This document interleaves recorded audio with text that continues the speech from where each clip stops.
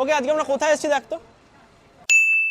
Combo পাড়া। এখানে যার ছবি দেওয়া রয়েছে তাকে নতুন করে ইন্ট্রোডাকশনের কিছু নেই। এখানে ভেতরে রয়েছে, এখানে প্রচুর ব্লগার্স রয়েছে, এদিকে প্রচুর এখানে ব্লগার্স রয়েছে যারা ভিডিও বানাচ্ছে। আমি জানি না আমার কখন সময় হবে ভেতরে যাওয়ার, তা একবার চেষ্টা করি। তো অয়নকে অনেক অনেক ভালোবাসা। তুই আমাকে আসতে বলেছিস, আমি আসবো না, এটা হয়েছে। তোর বিয়েতেও এসেছি। দেখ অয়ন আমার বিয়েতেও এসছে, আজকেও এসছে দোকানে। বাট অয়ন আগের বার বিয়েতে প্রথম এসেছিল, আর দোকানে এই ব্যাপারটাই লাস্টের দিকে। ব্যাপারটা হয়েছে কি, আমি ভাবলাম যে সকালবেলা গেলে আমি ঢুকতে পারবো না। আচ্ছা, আমি যে একটু বেলা করে যাই। আচ্ছা আচ্ছা। বিকেলবেলা এবার সমস্যা আরেকটু আগে আসতাম। এত বৃষ্টি দেখতে পাচ্ছিস কি অবস্থা। হ্যাঁ, তারপর ভাবলাম যে এবার আমি ওই বৃষ্টির জন্য ভাবলাম কি আজকে বৃষ্টি, আমি কিন্তু হিউজ মানে প্রোডাক্ট হিউজ খাবার কিন্তু করেছিলাম, তো বেরিয়ে গেছে তো মোটামুটি শেষ হয়ে গেছে। কিন্তু পরে ভেবেছিলাম আবার করব, আমি বললাম না ওই বৃষ্টি হচ্ছে, রিস্ক নিয়ে লাভ নেই। তো যে কিছু আছে আমরা কিছু খেতে পারবো অবশ্যই। ফ্রাইড রাইস আছে, চিলি চিকেন আছে। আচ্ছা ঠিক আছে, খাবার তো প্রচুর আছে। ফ্রাইড রাইস, চিলি চিকেন আর চিকেন কষা অল্প কিছু আছে, এটা তোকে দিয়ে হয়ে যাবে। ঠিক আছে। হ্যাঁ বলো। ব্যবসা করে কেমন লাগে? দেখো বাঙালিদের ব্যবসা করলে একটু নতুন নতুন ভালোই লাগে, কিন্তু ব্যাপারটা ব্যবসা যত রানিং হবে না, ব্যবসায় যদি সেল হয়, ব্যবসায় যদি ভালো খারাপ সব মিলিয়ে মিশিয়ে ফিডব্যাক আসে, আর খাবারের কোয়ালিটি, তুমি যদি ভালো খাবারটা বানাতে পারো। না, খাবারটা বানাচ্ছে কে?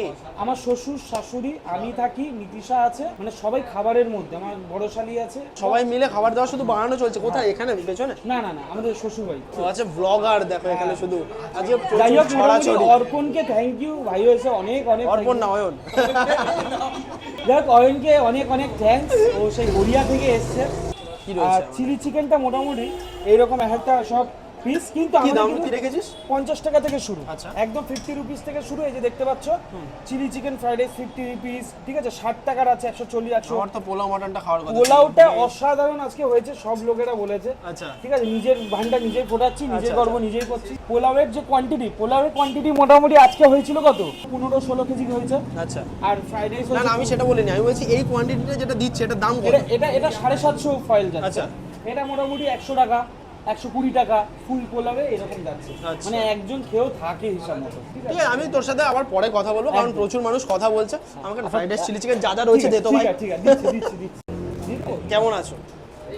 দেখো অভিষেক দার সাথে না আমার বহু দিন ধরে হোয়াটসঅ্যাপে কথা হয়, কোনোদিন সামনাসামনি দেখা হয়নি। আজকে অক্ষয়ের এই নতুন রেস্টুরেন্টে এসে দেখা হলো, খুব ভালো লাগে তোমার সাথে কথা। একটা ছোট্ট করে কথা বলি। হ্যাঁ, ঠিক আছে, এই যে মানুষটা আজকে এসছে এবং অনেকক্ষণ ধরে রয়েছে, সেটা হচ্ছে কি কারণ বলো তো? আমি যখন ইউটিউব একদম স্টার্ট করি নতুন, কারণ এই মানুষটা আমাকে প্রচন্ড সাপোর্ট করে। হোয়াটসঅ্যাপে তো কথা মাঝে মধ্যে একটু কম হয়, বাট এই দাদাটা কিন্তু বিশাল সাপোর্ট। না সত্যি, দাদার সাথে কিন্তু আমারও বহুদিন কথা হয়েছে দাদার সাথে। মানে কি বলবো, নিজে ফ্যামিলিয়ার মতো হয়ে গেছে এরকম ব্যাপার। এখানে একটা কথা বলি, ও আমার ছোট ভাইয়ের মতন, অয়ন আমার ভাইয়ের মতো। ওরা দুজনেই এত ভালো কাজ করছে যে ওদের কাজগুলো দেখতেও খুব স্যাটিসফাইড লাগে, খুব ভালো লাগে। ওদেরকে সাপোর্ট করলে যদি আরেকটু এগিয়ে যেতে পারে, তাহলে আমি তার জন্য সবসময় রেডি আছি। আচ্ছা, দাদা কিন্তু প্রফেশনালি একজন অ্যাক্টর। যাই হোক, মোটামুটি অয়ন এসছে, অয়নকে বিগ থ্যাঙ্ক।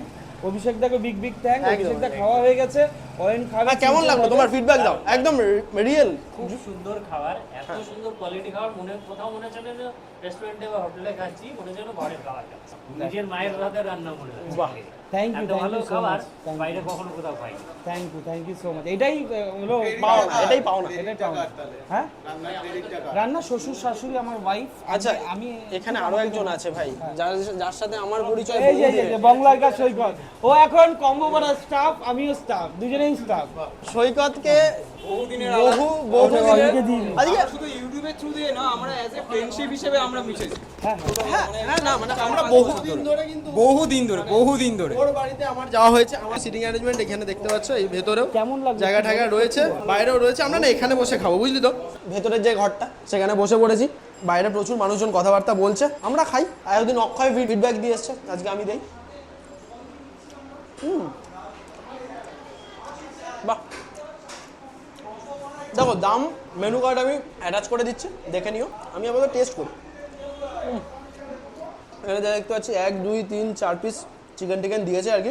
অক্ষয় যেটা বাইরে বলছে নিজেই যে একদম কোটিং ছাড়া চিকেন, এখানেও তাই রয়েছে।